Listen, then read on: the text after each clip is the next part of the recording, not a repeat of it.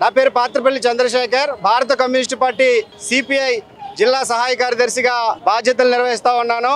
చంద్రబాబు నాయుడు నాయకత్వంలో ఉన్నటువంటి కూటమి ప్రభుత్వం గత ప్రభుత్వం తీసుకొచ్చినటువంటి 17 మెడికల్ కాలేజీలని పూర్తిగా ప్రైవేటు వారికి పీపీపీ పద్ధతుల్లో కార్పొరేట్ సెక్టర్ కట్టబెట్టడానికి కుటిల ప్రయత్నాలు చేస్తూ ఉంది. ఈ ప్రయత్నాలను వెంటనే విరమించుకోవాలని చెప్పి భారత కమ్యూనిస్ట్ పార్టీ సిపిఐగా మేము హెచ్చరిక చేస్తూ ఉన్నాం.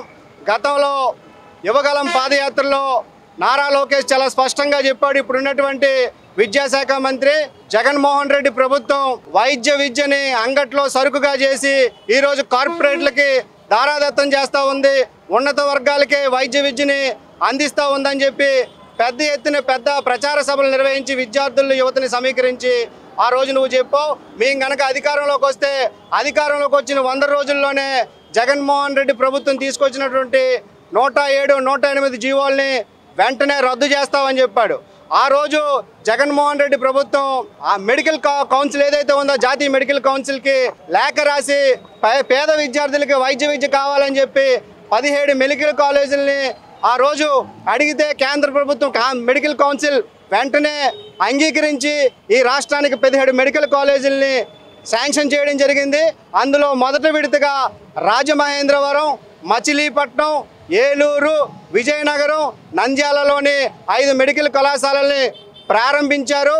తర్వాత రెండో దఫాగా పులివెందుల్లో మెడికల్ కళాశాలను ప్రారంభిస్తున్నటువంటి నేపథ్యంలో జగన్మోహన్ రెడ్డి ప్రభుత్వం 107, 108 అనే జీవోని తీసుకొచ్చి ఆ కళాశాలని అక్కడ ఉన్నటువంటి ఏదైతే ఇది విద్యార్థులే ఆ రుసాన్ని పేమెంట్ సీట్లుగా చేసి మేము ఈ కళాశాల అభివృద్ధి చేస్తామని చెప్తే దాన్ని ఆ రోజు అందరం కూడా తీవ్రంగా వ్యతిరేకించాం. మరలా నువ్వు అధికారంలోకి వచ్చి 100 రోజుల్లోనే జీవోలు రద్దు చేసి పేద విద్యార్థులకు వైద్య విద్యను అందిస్తానని చెప్పి ఈరోజు పూర్తిగా కూడా 17 మెడికల్ కళాశాలలను కూడా వైద్య కళాశాలను కూడా ఈరోజు కార్పొరేట్ సెక్టర్ కట్టబెట్టేటువంటి కుటిల ప్రయత్నం చేస్తూ ఉన్నావు. చంద్రబాబు నాయుడు నువ్వు ఇటువంటి వైఖరిని వెంటనే మానుకోవాలి. లేని పక్షంలో నీకు ఏదైతే ఈ పేద వర్గాలు ఎవరైతే ఉన్నారో ఓట్లేసి గెలిపించారో వాళ్ళే తగిన బుద్ధి చెప్తారు. నువ్వు ఎకరా ఈరోజు 60 సంవత్సరాలు లీజుకి ఇచ్చి ఎకరా 100 రూపాయలకి ఈరోజు పూర్తిగా ఈ మెడికల్ కళాశాలన్నింటిలో కూడా దారాదత్తం చేసేటువంటి ప్రయత్నం చేస్తూ ఉన్నావు. నీకు పేద ప్రజలు ఇచ్చినటువంటి అధికారం కేవలం 5 సంవత్సరాలు మాత్రమే రాష్ట్ర ప్రజలు ఇచ్చింది. నువ్వు 60 సంవత్సరాలు లీజ్ ఇవ్వడం అనేది చాలా దుర్మార్గమైనటువంటి చర్య.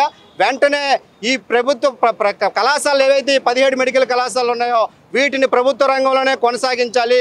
నువ్వు కార్పొరేట్ సెక్టర్ కట్టబెట్టేటువంటి ప్రయత్నం చేస్తే ప్రజలు తప్పనిసరిగా నీ ప్రభుత్వానికి పాడి కడతారని సందర్భంగా హెచ్చరిక చేస్తూ ఉన్నాం.